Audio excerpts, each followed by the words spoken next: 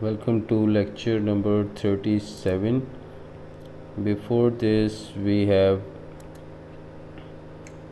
solved a problem in lecture number 36, and this is the circuit we solved using Norton's theorem.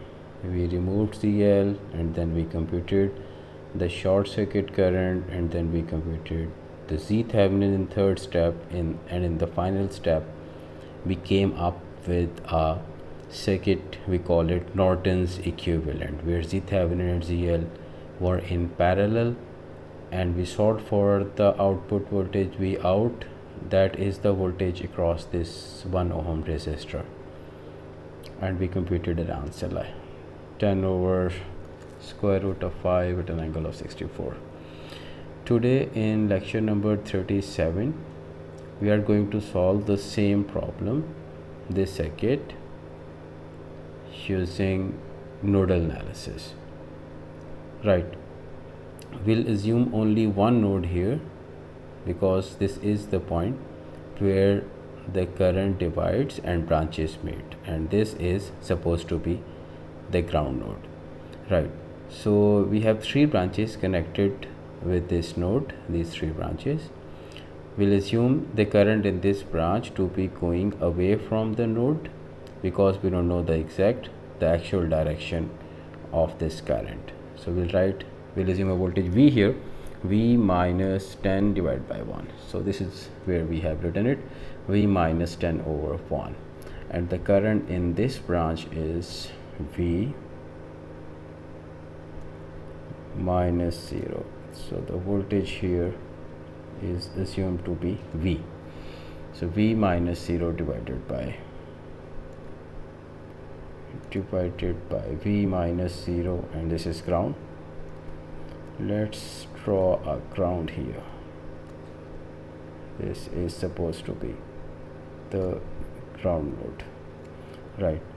And then we'll write the current in this branch, V minus 0 divided by J1, plus the current in this branch, V minus 0 divided by 1 minus J1. So V minus 0 divided by 1 minus J1 is equal to 0. So this is the only equation because there is only one node in the circuit. We solve it, divided by 1 means we can write it V minus 10 minus 1 over J is minus J. Therefore we flipped its sign from plus to minus, and this 1 minus J1 can be written as 1 plus J1 divided by 2. How? Because we multiply it and divide it with its complex conjugate. The complex conjugate of 1 minus J1 is 1 plus J1. So if we multiply this fraction with 1 plus J1 and divide by 1 minus J1, the fraction remains the same, but the numerator becomes 1 plus J1 times V is already there, divided by 1 minus J1 times 1 plus J1. So this is equivalent to solving A minus B times A plus B, which is A squared minus B squared. So the answer of J squared is minus 1, therefore the denominator becomes plus 2. This is what we have been doing in elementary school, right? So V minus, in the next step, J1 we are trying to bring all the coefficients of V together, plus 1 by 2V and plus J by 2V, and then we have taken this minus 10 on the other side of the equation, and where it becomes plus 10. So we have taken this minus 10 here, where it becomes plus 10, right? And then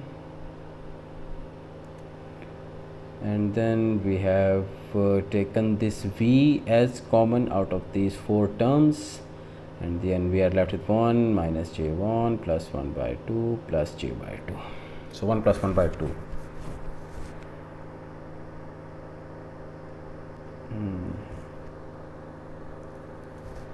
So 1 plus 1 by 2, right? But before doing this, we have multiplied the whole equation by a 2.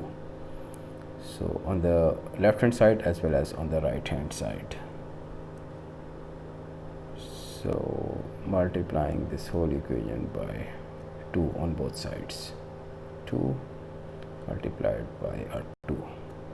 So 2 times 1 is 2 minus j2 plus 1 plus j, and this becomes 20. And then 2 plus 1 is 3 minus j2 plus j1 is minus j1 is equal to 20, and then v is 20 over 3 minus j1.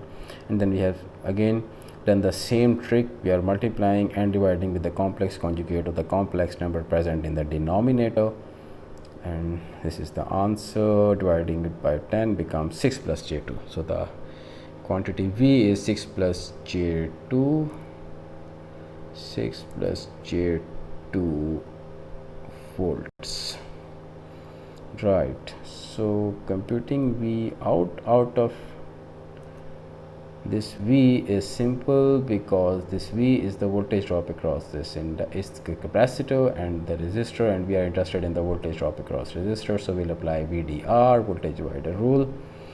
The resistor across which we have to find the impedance, across which we have to find voltage, we'll keep that in numerator, and the sum of the two, 1 minus j1, the sum of these two in the denominator times the total voltage, 6 plus j2, and we have taken 2 as common, so we are left with 3 plus j1, and we solve it, we reach to the same answer that we reached in case of Norton's theorem. When we solve this for Norton's theorem, we reach the same answer. So there is something missing in the final step, and the students are encouraged to solve it, and you will reach to the same answer that we reached when we solved the same problem with the help of Norton's theorem. So it's a pretty small homework for students to calculate this ratio, reach to the answer, and that will be the same as we obtained in case of Norton's theorem. In our upcoming lecture, we'll solve the same problem using loop analysis, and we'll try to reach to the same answer. Thank you.